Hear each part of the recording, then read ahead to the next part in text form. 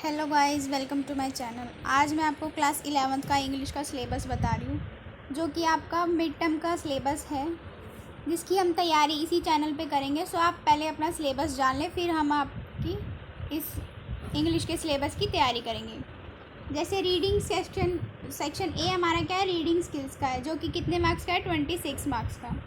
Section B हमारा grammar and creative writing skills है, वो कितना है, 23 मार्क्स का। लिटरेचर, जो कि हमारी टेक्स्ट बुक से डिपेंड होती है, वो है 31 मार्क्स का। और जो असाइनमेंट है और लिसनिंग वगैरह प्रोजेक्ट के 20 मार्क्स हैं, उसके 20 मार्क्स हैं। तो हम देख लेते हैं हमारे टेक्स्ट बुक से क्या क्या आएगा। हॉर्नबिल के हमारे 3 चैप्टर आ रहे हैं। कितने? 3 चैप्टर आ रहे हैं। The portrait of a lady, we are not afraid to die और डिस्कवरिंग वाला। और पोएम आ रही है हमारी फोटोग्राफ और द लैब्रम टॉप।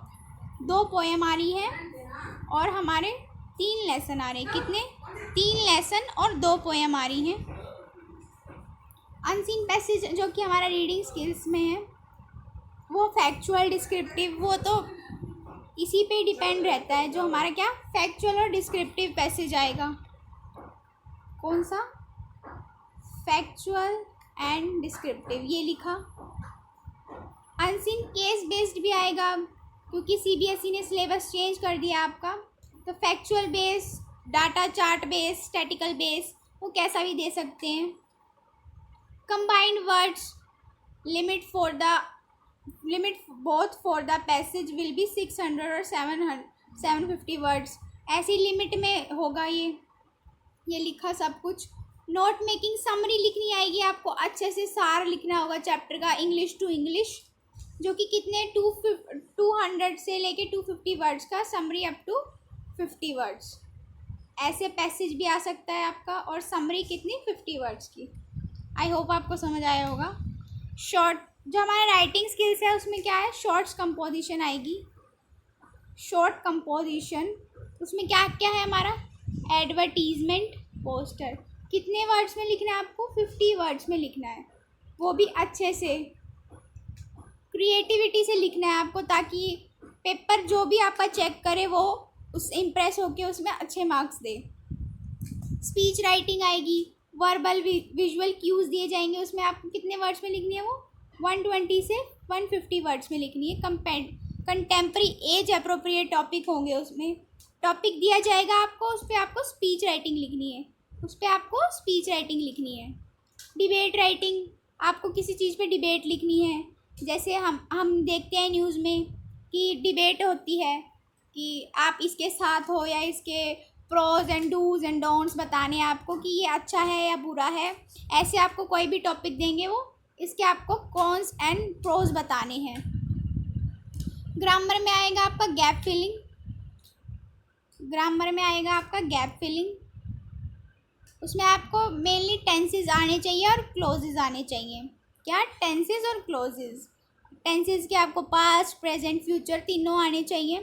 और सेकंड आएगा रीऑर्डरिंग ऑफ सेंटेंस। रीऑर्डरिंग में आपको जंबल टाइप में सेंटेंस देंगे। कैसे देंगे? जंबल सेंटेंस देंगे, और आपको ऑर्डरिंग करनी है उसकी सही।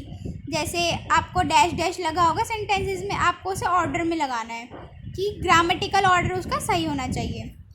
थर्ड है हमारा ट्रांसफॉर्मेशन ऑफ सेंटेंसेस। क्या है? Transformation of sentences. अब हम आगे देखते हैं। आपकी जो स्नैपशॉट बुक है, उसके भी 3 चैप्टर आ रहे हैं। The summer of the beautiful white horse, second the address, third है मदर्स डे। ये आपके क्या है, स्नैपशॉट का सिलेबस है, या आप इसको नोट कर लेना अच्छे से। क्या क्या है? हॉर्नबिल का क्या आ रहा है हमारा, हॉर्नबिल के ये 3 लेसन आ रहे हैं, ये 3 और 2 पोएम। कौन सी? अ फोटोग्राफ और द लैब्रम टॉप।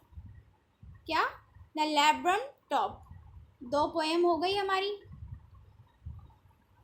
2 पोएम आ रही है और 3 लेसन। किसके? हॉर्नबिल के। स्नैपशॉट के भी हमारे 3 लेसन आ रहे हैं। The address, the summer of the beautiful white horse और मदर्स डे। ये आपका सिलेबस है मिड टर्म का। आई होप आपको समझ आया होगा। मिलते हैं नेक्स्ट वीडियो में। और इसी चैनल पे आपको रीऑर्डरिंग ऑफ सेंटेंसेस सिखाई जाएगी और इसी चैनल पे आपको समरी, अनसीन पैसेज सब कुछ सिखाया जाएगा। तो चैनल को सब्सक्राइब ज़रूर कर लें ताकि आपको अपने पेपर में आसानी हो। Thank you for watching. Like, comment and share. Subscribe to my channel.